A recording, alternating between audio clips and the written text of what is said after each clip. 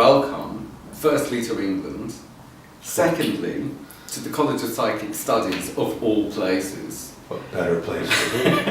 And thirdly to your movie. Thank you. Welcome to your movie. I must admit that I was blown away at the depth, the intimacy, the reality of issues, and how open the movie was, where I went in thinking, more American Hollywood trash that's just going to take the piss of men who are embarrassed in front of women and not get anywhere. So full marks to you straight away. But thank you for saying that. It was a big ambition of mine to make a film that did not subscribe to the typical Hollywood satire about men, that myself, who's been involved in men's work, has been enduring that kind of buffoonery for a long time. And no, I wanted to really make a more holistic picture of men today and what they're going through. Why? In a nutshell, where did that come from? Wow. Well, I would start off by saying I'm very connected to this idea that men benefit from working together in groups. I've been part of men's groups for almost 20 years now. Wow. Yeah, it started, I was a younger man who was going through a lot of trouble in terms of my identity, my feelings about being a man, my uncertainty.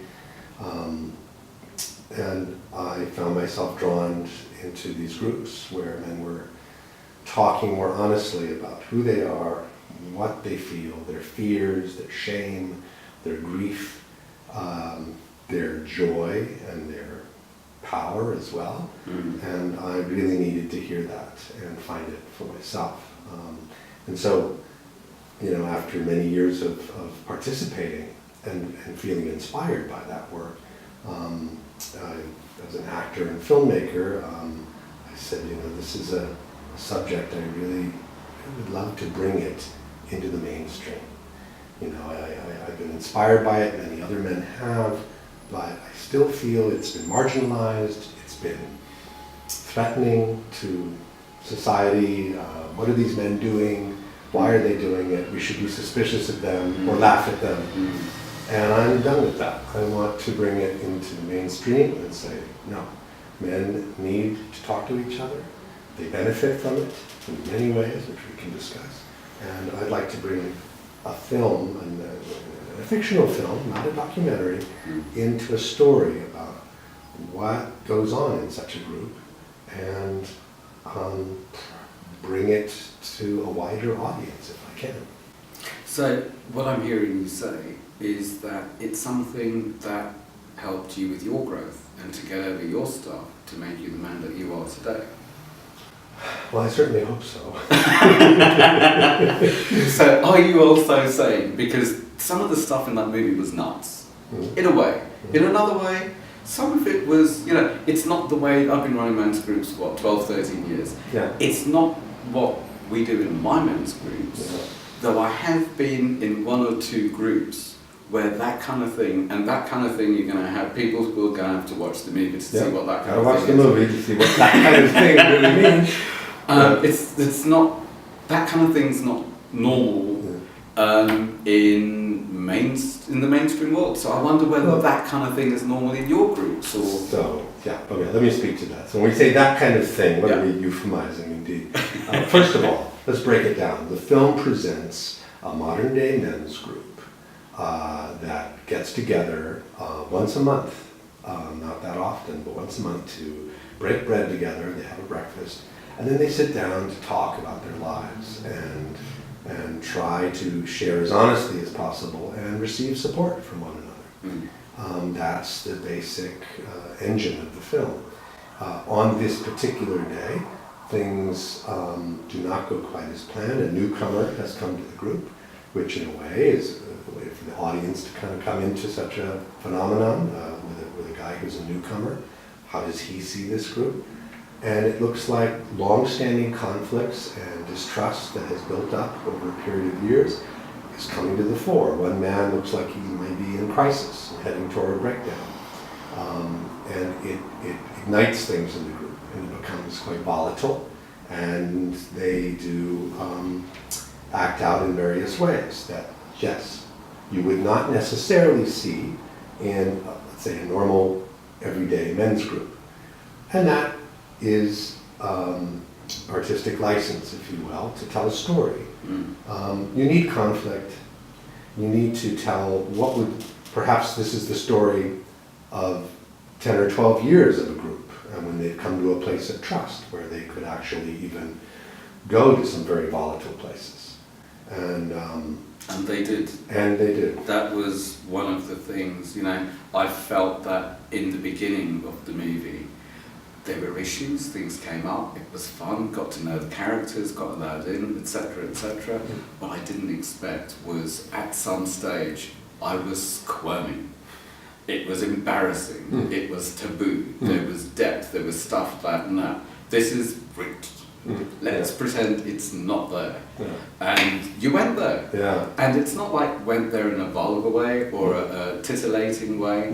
It was touching on it. And in the screening there were quite a few blokes that come to my groups, and it was interesting to see which bits touched them, which bits brought things alive in them, and how they squirmed. So, and challenge. Exactly. Exactly. I wanted the film to be challenging, but in the most inviting way possible.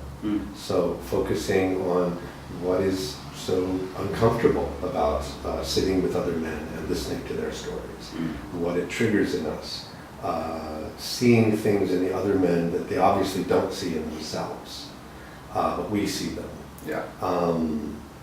From the leaders of the group to those who are in crisis. Everybody has something they're hiding to some degree.